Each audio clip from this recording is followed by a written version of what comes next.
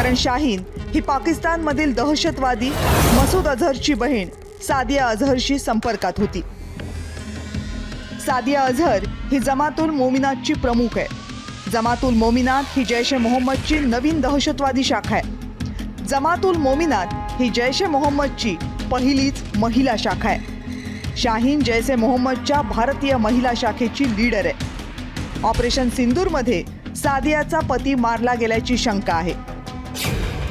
पण डॉक्टर शाहीन सईदचा आतापर्यंतचा प्रवास बघितला तर ती दहशतवादाच्या वाटेवर आली कशी असा प्रश्न कुणालाही पडेल। 1996 ते 2001 या कालावधीत शाहीननं MBBSचं शिक्षण पूर्ण केलं।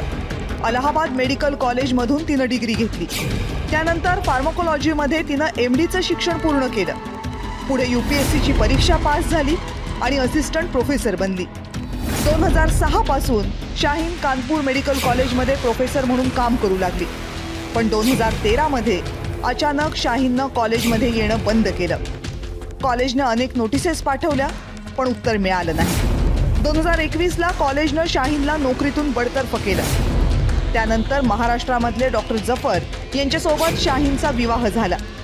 पण वर्षभरातच शाहीन आणि जफर यांचा घटस्फोट झाला।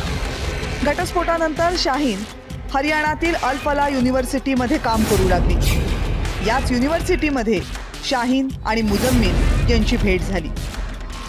दिल्ली स्फोटातील कारवाई प्रकरणी शाहीनचा धाकटा भाऊ डॉक्टर परवेज यालाही पकडण्यात आले।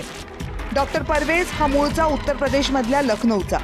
लखनौमध्येच तो असिस्टंट प्रोफेसर म्हणून काम करतो। शाहीनच्या दहशतवादी कारवायांमध्ये मदत केल्याचा आरोप त्याच्यावर आहे आणि उत्तर प्रदेश ATSनं त्याला सध्या ताब्यात घेतले। एखाद्या दहशतवादी कटामध्ये एकाच वेळी तब्बल 6 डॉक्टर्स पकडले जाण्याची ही देशातली कदाचित पहिली